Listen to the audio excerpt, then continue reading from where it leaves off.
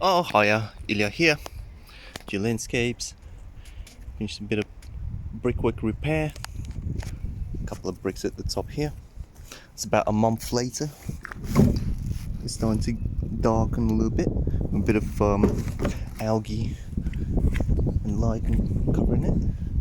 A few more bricks here.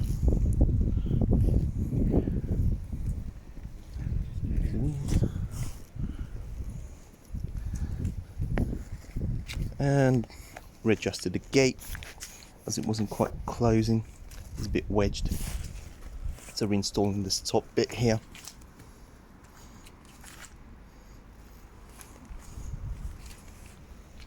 And painted the gate as well. Needed to chisel away about 1/2 centimetre there, repaint it, and repaint the whole gate. Yeah, lovely. Yeah, that's pretty good. That'll do.